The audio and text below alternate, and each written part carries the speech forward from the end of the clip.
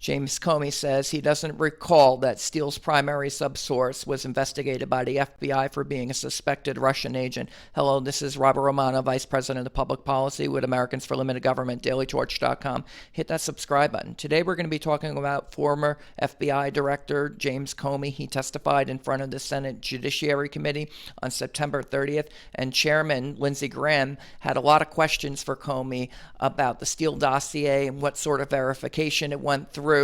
And with the Steele subsource, that it turns out, according to Attorney General William Barr, a letter from Barr to Graham stating that in the Horowitz report, a now declassified footnote states that the Steele subsource was a Russian agent or suspected Russian agent in 2009 through 2011, was under an active counterintelligence investigation, and this fact was never disclosed to the FISA court. It certainly wasn't disclosed publicly until now, and it definitely alters what everyone thinks they know about the Steele dossier. Former British spy Christopher Steele, he was hired by the DNC and the Clinton campaign to investigate President Donald Trump on what turned out to be trumped up, fallacious, and false charges that Trump and his campaign were Russian agents, that they helped to hack the DNC emails and put them onto WikiLeaks.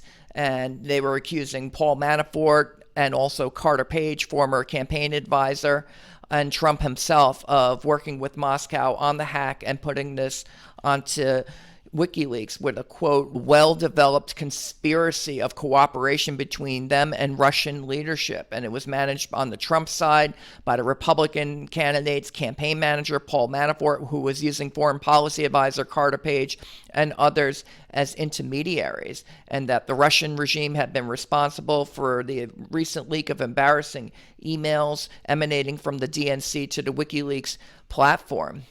And so that was the charge, the allegation that led to this 3-year-long affair where it goes into 2016, Trump wins the election, and then into 2017, this top secret investigation is carried over.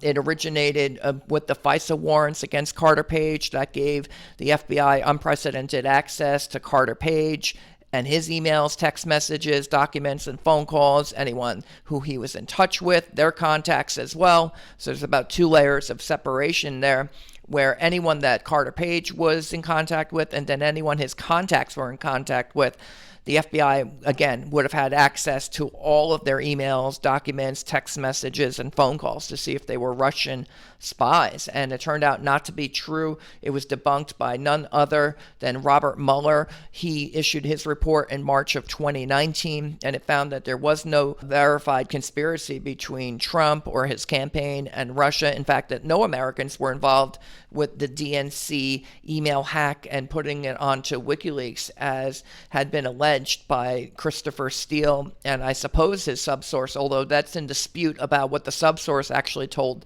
Steele.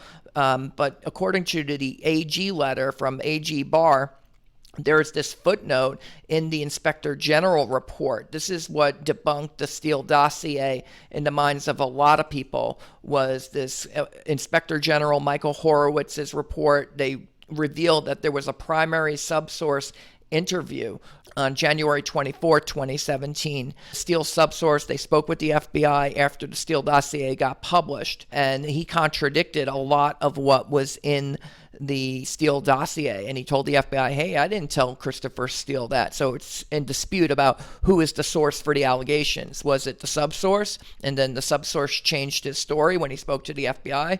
Was Christopher Steele embellishing and exaggerating what had been told to Steele? That's a really good question, because then the source is Steele, or was Steele himself reaching a predetermined outcome from his DNC and Hillary Clinton handlers? In any event, according to the footnote, this is from A.G. Barr's letter, a footnote in the Inspector General's report contains information which up till now has been classified and redacted, bearing on the reliability of the Steele dossier. The FBI has declassified a relevant portion of that footnote, number 334, which states, quote, the primary subsource was the subject of an FBI counterintelligence investigation from 2009 to 2011 that assessed his or her documented contacts with suspected Russian intelligence officers. And that's a bombshell.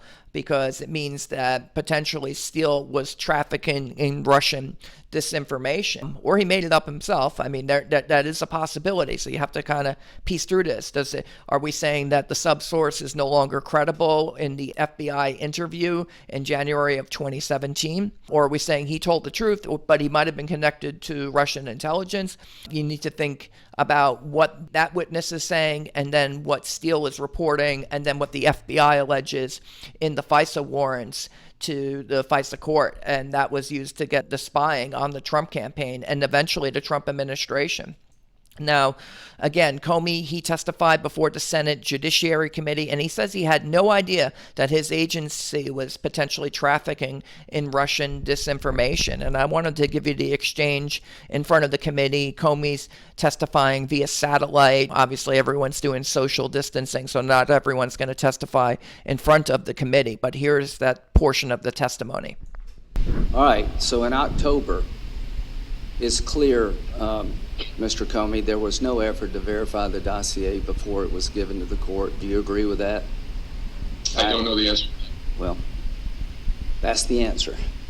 In January of 12th, 2017, the warrant application was renewed. Did you sign that? I signed a certification in connection with, I think, two minutes, one in January and one 3 months later. Are you aware of the fact between October and January, the FBI had found that the Russian subsource was on the payroll of Mr. Steele, was suspected of being a Russian spy by the FBI all the way back to 2009? I don't remember learning anything additional about Steele's sources between How can it be, Mr. Director, that the FBI finds in its file that the man that prepared the dossier for Steele was suspected of being a threat to national security, and it doesn't make it up to you?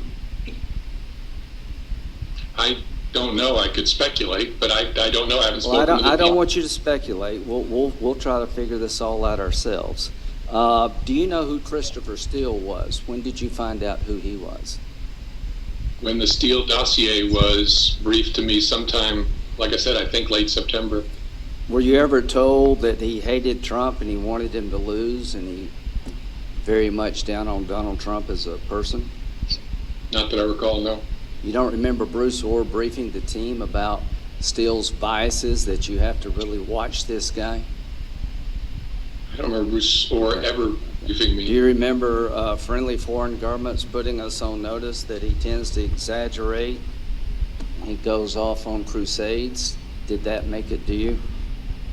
I don't recall that. Okay, thank you.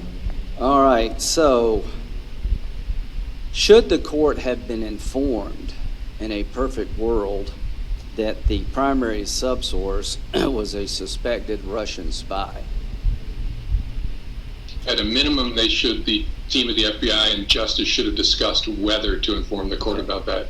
Were you aware that in December 2016, the CIA tells the FBI they characterized the dossier as internet rumor? I don't recall being informed of that. Were you ever told by the CIA to be careful with the dossier and Steele, that that this is not good craft here? I don't remember ever being told anything like that. Okay. All right, so let's fast forward now. The warrant application is renewed in April 2017. You signed it in January the 12th. You didn't know that the primary subsource was suspected by the FBI of being a Russian spy all the way back to 2009. You didn't know that the CIA had told the FBI the document's internet rumor. Are you aware of the fact that the subsource was actually interviewed by the FBI in January 2017? I don't remember anything about interviews of the subsource. So, as the director, was this an important case for the FBI, or is this kind of a run-of-the-mill thing? The overarching investigation was very important. The paid slice of it, far less. Well, I mean, you have a sitting president of the United States by January 2017. You have a dossier that's salacious as hell that accuses the president of being involved in all kind of sex escapades in Russia and a bunch of other stuff, and you keep using that document over and over again to get a warrant. And here's my question. Every time you found information to put the reliability of the dossier in question, everybody seemed to ignore it, just plowed forward. So I want to know, in January, you're not aware of the fact that the FBI interviewed the primary subsource. Is that your testimony? I do not remember being told about any interview of... Should you have been told about it? I can't answer that because I wasn't, and so I don't know what the considerations were. Well, here's what happened. The primary subsource told the FBI in January 2017, after the dossier had been used twice to get a warrant, that the subsource has no idea where some of the language attributed to him came from, that the contacts never mentioned some of the information attributed to them, and that he did not know the origins of other information that was supposedly from his contacts. He said the statements were word of mouth and hearsay, conversations had with friends over beers, and were statements made in jest that should be taken with a grain of salt. Did any of that ever get to you? Not that I recall, no. Do you agree that's pretty important information concerning the reliability of the dossier? It's information that should be weighed in light of a variety of circumstances. It's inherently exculpatory. The person who put the document together is telling the FBI, it's bar talk. It's grain of salt. They tell the FBI, and they keep using the same document. You know how they describe to the court the subsource? You know what they told the subsource in the application, the court about the subsource? That he was truthful and cooperative. Do you think those terms to the court, truthful and cooperative, fairly reflect the interview the FBI conducted in January and March? I know the Inspector General found the disclosure was inadequate in that regard. Not only, Mr. Comey, is it inadequate, it is criminally inadequate. You have a document central to getting a warrant against an American citizen. It is falling apart. The CIA says it's internet rumor. The person who prepared it was on a jihad against Trump. On the payroll of the Democratic Party, the primary subsource was a Russian agent. When that person was interviewed by the FBI, he disavowed the reliability of the document to the point that it should never have been used again. And my question is, how could the system ignore all that? And how could it be used again in April and again in June? Do you know how that's possible? Again, I'm not going to respond to your preamble. Okay. I think Mr. Horowitz found that it was not disclosed, and a variety of facts were not disclosed. He didn't find intentional misconduct, but he found concerning failures to disclose. It's just unbelievable. I wanted you to hear that whole exchange because Lindsey Graham just takes apart the Steele dossier and what Comey's actions were, which apparently he didn't know anything, or he says he doesn't recall. I don't remember. I don't recall, Senator. I think that's inadequate. This testimony is John Durham and Attorney General Barr. They're going to have to get Comey in a room and find out what he really knew. I think that in the context of the criminal investigation that's ongoing, because he's not going to tell Congress, oversight is not going to be adequate to get to the truth about what happened and what James Comey knew and when did he know it. So just to summarize, Comey didn't recall any verification of the dossier sources taking place in October 2016 prior to the FISA application being accepted by the FISA court, which again falsely alleged that Trump, Page, and Manafort had conspired with Russia to hack the DNC and put the emails onto WikiLeaks. Nor did Comey remember the subsource interview by the FBI in January 2017. And this was the report and the interview that debunked Steele's reporting, according to the Inspector General report. It stated during the FBI's January interview, the supervisory intel analyst and representatives of the NSD were present. The primary subsource told the FBI that he or she had not seen Steele's reports until they became public that month, and that he or she made statements indicated that Steele misstated or exaggerated the primary subsource's statements in multiple sections of the reporting. The primary subsource made statements during his or her January 2017 FBI interview that were inconsistent with multiple sections of the Steele reports, including some that were relied upon in the FISA applications. Among other things, regarding the allegations attributed to person one, the primary subsource's account of these communications, if true, was not consistent with and in fact contradicted the allegations of a, quote, well-developed conspiracy. Now, Comey, he seemed to know a lot more when he spoke with Chris Wallace on Fox News, and I wanted you to take a listen to that because he actually gets a little bit into speculating about how the subsource interview might have been viewed by the FBI when it occurred in January of 2017. Take a listen to this. Then there's the issue of how reliable the Steele dossier, in fact, was. On January 6, 2017, in the Trump Tower, you brief Donald Trump, president-elect, about the Steele dossier. That same month, the FBI talks to Steele's main Russian contact, the main person on whom he based the dossier, who says, according to the IG report, quote, Steele misstated or exaggerated the primary subsource's statements in multiple sections of the reporting.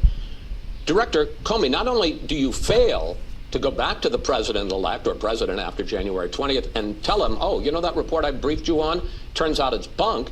But the FBI goes back and renews its FISA application 3 more times.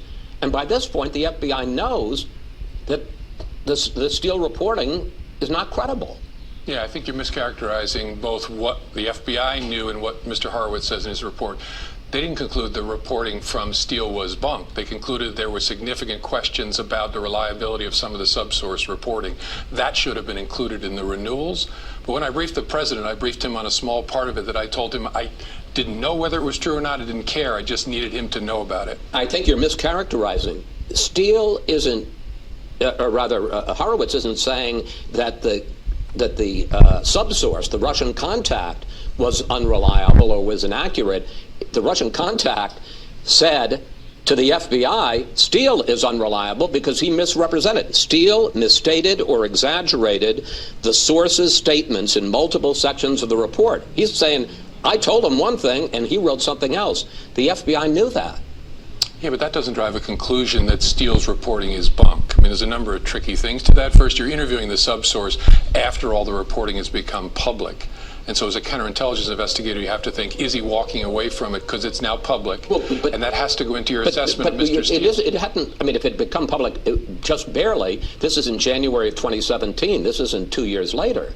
Right, this is when it blew up, when it was published by whatever the outfit is, BuzzFeed. It was all over the news and had become a big deal. And so Did you know all of this? All of what? Everything that we're talking about here. Did you know that, in fact, the Steele report was the key for probable cause? Did you know that the FBI had talked to the Russian contact and he said what Steele said he had told him was not true? Did you know this? You're the FBI director. First, again, the report will speak for itself. I don't believe the FBI concluded that Steele's reporting was bunk after talking to a subsource. But no, I didn't. As the director, you're not kept informed on the details of an investigation. So no, in general, I didn't know what they'd learned from the subsource. I didn't know the particulars of the investigation. But this isn't some investigation, sir. This is an investigation of the campaign of the man who is the president of the United States. You've just been through a firestorm investigating Hillary Clinton. I would think if I were in your position, I would have been on that, like a junkyard dog. I would have wanted to know everything they were doing in investigating the Trump campaign. Yeah, that's not the way it works, though. As a director sitting on top of an organization of 38,000 people, you can't run an investigation that's 7 layers below you. You have to leave it to the career professionals to do, to the special agents who do this for their lives. And if a director tries to run an investigation, it'll get mucked up in all different kinds of ways, given his or her responsibilities and the impossibility of reaching the work that's being done at the lower level. All right. Unbelievable. So there he's saying that I didn't know anything about that, but even if I had, I really can't run this investigation. It's not like he wasn't investigating the president of the United States and they were engaged in some sort of legal coup to have him thrown out of office for being a traitor and a Russian spy. No. It's just unbelievable. I didn't know the particulars of the investigation. Maybe he didn't want to know. And according to the subsource interview, Steele's subsource said when he asked in March 2016 to look into then Trump campaign manager Paul Manafort, that he and his contacts came up with nothing. Again, this is from the January 2017 subsource interview, which has been declassified as well. So you can actually read that. Links in the article that's in the description here. Per the FBI, the source, quote, carefully asked around some of his friends. He said he may have asked friends and contacts in Russia, but he couldn't remember offhand. He added that for this topic, his friends and contacts in Russia couldn't say very much because they were, quote, too far removed from the matter. The subsource said when he asked to get information from Russia on Trump, quote, he was nervous and cautious when asking around about the topic in Russia, but he felt like he had to report something back to Steele about it. And then nursed the president's supposed encounter with prostitutes at the Moscow Ritz-Carlton. The source said, per the FBI interview, he reported Trump's unorthodox sexual activity at the Ritz as, quote, rumor and speculation, and that he had not been able to confirm the story. Now, on validating the material for the dossier, the source per the FBI interview said, quote, Steele pushed him to try and either follow up with people or corroborate the reporting, and he wasn't able to do so. Moreover, he added attempts at getting corroboration on these subjects made him uncomfortable. He was nervous about the Russians finding out about it. And then on the core allegation of the Trump campaign conspiring with Russia on the DNC hack and WikiLeaks, per the FBI interview, quote, the individual said that the Kremlin might be of help to get Trump elected, but he did not recall any discussion or mention of WikiLeaks.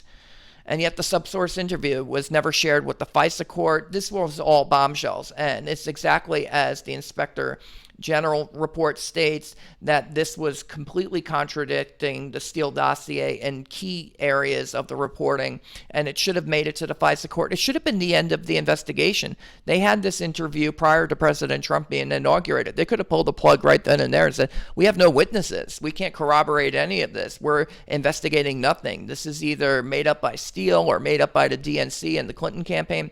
They should have considered all of that. Comey, he says, that Horowitz didn't find any intentional misconduct. He found concerning failures to disclose. And those are failures, I would add, that call into question whether there should be a Foreign Intelligence Surveillance Act. It also raises a legitimate question, was it all a Russian disinformation campaign? I've discounted that in the past. I think Steele probably did exaggerate this, or that it was a predetermined outcome by the DNC and the Clinton campaign. But you have to ask the question, what's the subsource telling the truth in his interview? Maybe it's as Comey suggests in the Fox News interview, that the source walked away from his reporting because it had blown up, because it had been published. Then you have to ask the question, well, maybe it was a Russian disinformation campaign. But the Justice Department, they appeared to discount this possibility at the time, that the Steele subsource was a Russian agent planting Russian disinformation in the dossier. Again, from the Inspector General report, quote, according to an FBI memorandum prepared in December 2017 for a congressional briefing, by the time the Crossfire Hurricane investigation was transferred to the special counsel in May 2017, the FBI, quote, did not assess it likely that the Steele election reporting was generated in connection to a Russian disinformation campaign. And former FBI Assistant Director of Counterintelligence Division William Barr told us, quote, didn't have any indication whatsoever by May 2017 that the Russians were running a disinformation campaign through the Steele election reporting. And Priestap, he added that, quote, he tried to explain to anyone who will listen that if that's the theory, that Russian oligarch one ran a disinformation campaign through Steele to the FBI, then I'm struggling with what the goal was. So because obviously what Steele reported was not helpful, you could argue, to then candidate Trump. And if you guys recall, nobody thought then candidate Trump was going to win the election. Why did the Russians, and Russian oligarch one is supposed to be close, very close to the Kremlin, why did the Russians would try to denigrate an opponent that the intel community later said they were in favor of, who didn't really have a chance of winning? I'm struggling with, when you know the Russians, and this I know from my intelligence community work, they favored Trump. They were trying to denigrate Clinton, and they wanted to sow chaos. I don't know why you'd run a disinformation campaign to denigrate Trump on the side. And so the FBI, the Justice Department, they were discounting the possibility that Steele subsource was feeding them Russian disinformation. So there is a point of contention there. Yes, the subsource was a subject of a counterintelligence investigation, as it turns out, for being a suspected Russian agent, but that doesn't settle the matter. And it may not be the case that the subsource was actually, working for the Russians to provide this information for Steele. He was being paid by Steele. And again, they were hired by the DNC and the Clinton campaign. So what really happened here? Well, clearly the Durham investigation is going to have to investigate the rest of this to find out what the truth is and what's under each of those rocks. Was Steele embellishing what the subsource told him or not, raising the possibility that Steele was reaching an outcome predetermined by the DNC and Clinton? That's the possibility Inspector General report and the subsource interview raised. Did the subsource tell the truth to the FBI in January 2017, or was the subsource saying Steele made it all up? Actually, is he a Russian agent and not to be trusted? That's what the Barr letter and the Comey interview to Fox News suggest. More importantly, if the subsource was potentially a Russian agent and this was known to the FBI, couldn't that suspicion have added gravity to the Steele dossier itself, since the subsource's connections to Russia and the Kremlin, those could have been verified, and that created maybe a plausible basis for the FBI investigation and Comey keeping it going into 2017. However, Priestap's skepticism of that line, that the subsource was running a Russian disinformation campaign, seems to cut against that. So really, it's just up to Durham and Barr to find out what really happened. And I think they need to be wary of jumping down another Russia collusion rabbit hole. Only this time you're pointing it at Hillary Clinton, her campaign, the DNC, or even the Justice Department, where they really aware that they could potentially have Russian disinformation. Was it really Russian disinformation? I mean, you need to know that. So I would stick with the verifiable facts. And those are surely bad enough. The misconduct here is legion. And I'll leave you with the close here. Is there more to come, or is this it? Without arrests of major principals in this whole affair, which has torn the country apart, I might add, so far it looks like the protections afforded under the Foreign Intelligence Surveillance Act to the American people against phony investigations are practically non-existent. The FISA court's a rubber stamp, and it creates a perverse incentive for bad cops to use the system to take out their political opponents. This is neither due process nor probable cause under the Constitution. If FISA allowed a legal coup to be waged against a duly elected president, perhaps it is time to simply repeal FISA before we lose the Constitution and our country. Otherwise, this will happen again. That's the commentary. This is Robert Romano, Vice President of Public Policy with Americans for Limited Government, dailytorch.com. Hit that subscribe button, ring the bell for notifications, and have a good day.